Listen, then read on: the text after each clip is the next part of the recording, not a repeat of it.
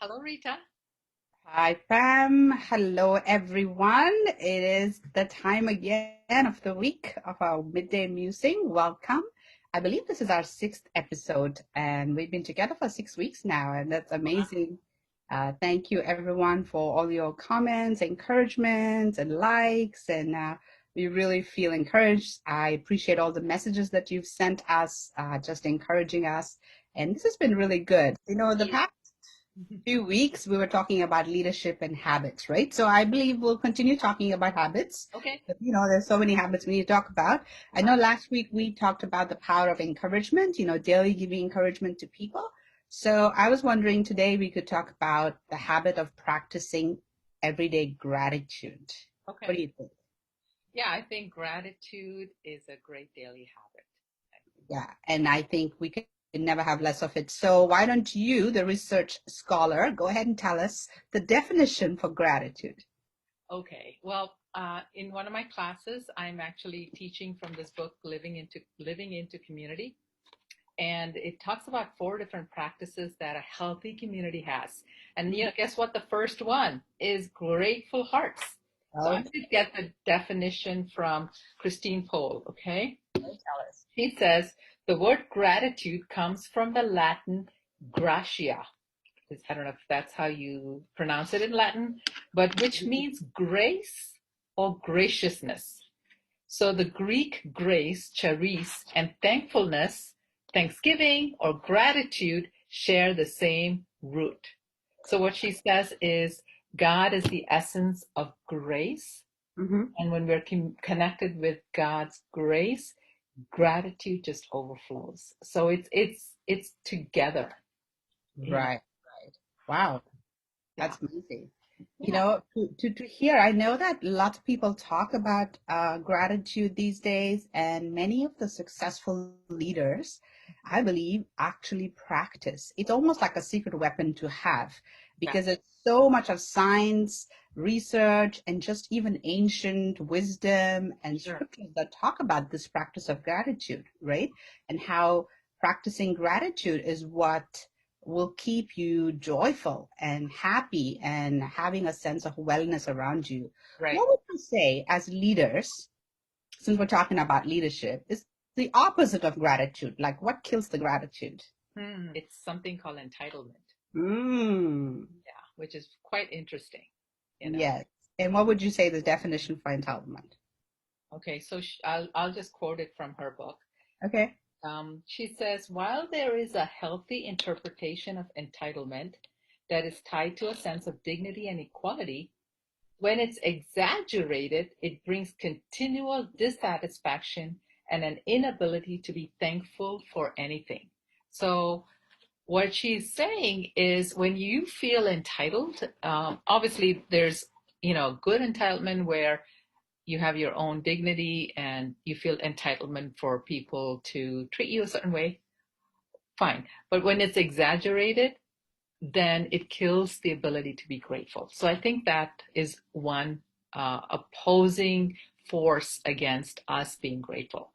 Do you Wow. agree? What do you think? Yeah.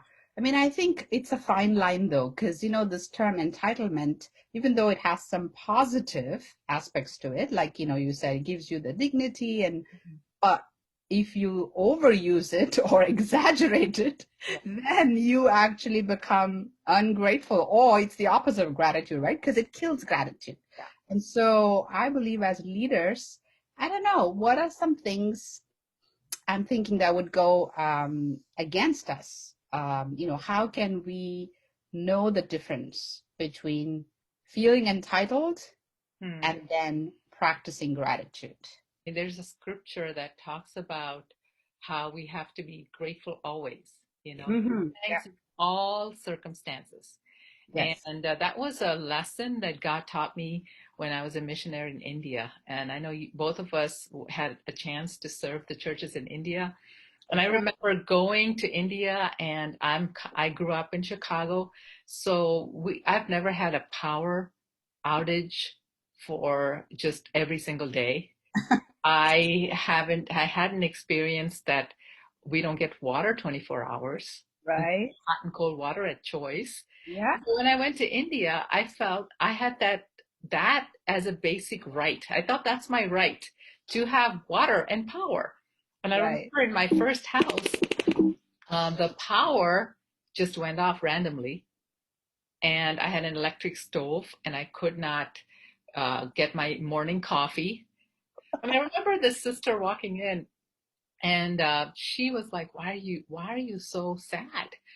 And she said, "I'm like, I had a hard morning. I had my coffee." And so she just went outside, put 3 stones, boiled water, almost like a campfire, made me coffee. And she said, "You know, there's a time that there's power in the house. It's actually early morning at 5. And at that time, we make sure we pump so there's water in our tank. And then we fill our buckets. And we're just so grateful that we have that." That is so true. And you're right. Having lived both in the eastern part of the world and the western part of the world, I see the difference. Yeah. I see how uh, you actually have a lot of poorer people living in most of the eastern part of the world, and they seem to have a lot more joy and Yeah. a lot more gratitude compared Right.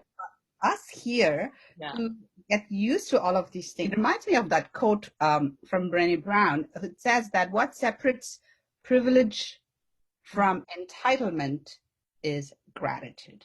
Wow. And So I think true though. a Yeah. lot of us, and especially us who who are leaders or who are leading some sort of people or person, Yeah. we kind of, we don't look at it as a privilege, Mm. right? We think of it as our right. Right. And I think that's when it becomes an entitlement. Yeah. Learning to be grateful for the smallest things in life. Yeah.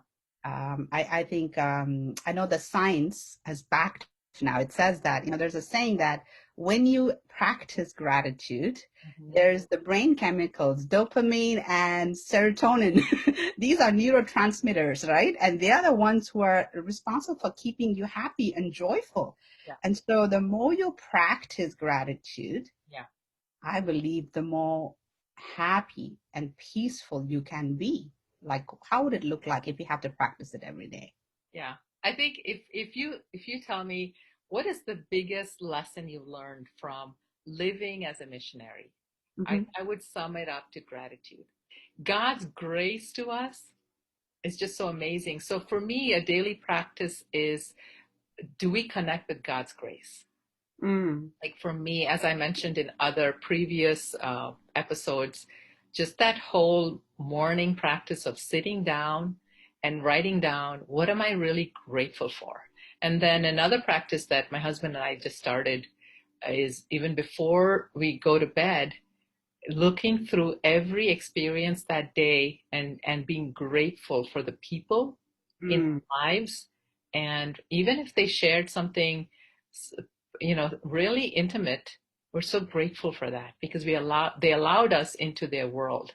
Because right. as leaders, we get people reaching out to us and wanting to be with us, and what a blessing that is. So being grateful for it rather than a burden, that's a daily practice that I feel like makes me go to bed and have some good sound sleep rather than Right. feeling overwhelmed.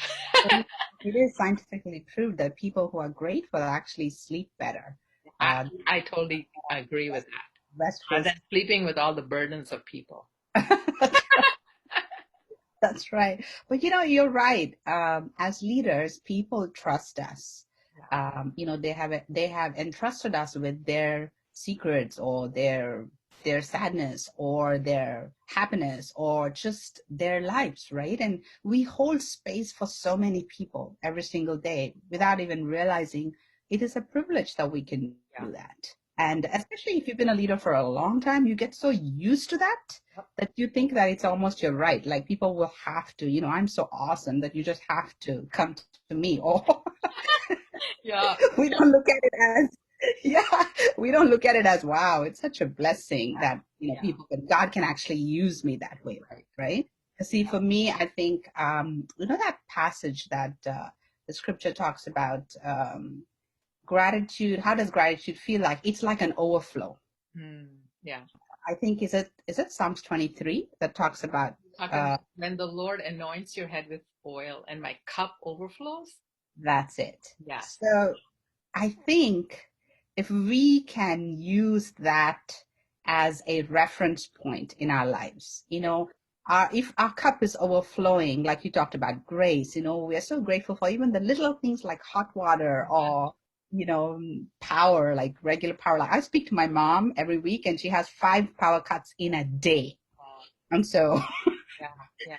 that makes me grateful. Yeah. But, it's those little things, and for people or for situations, even situations that try us, Yeah.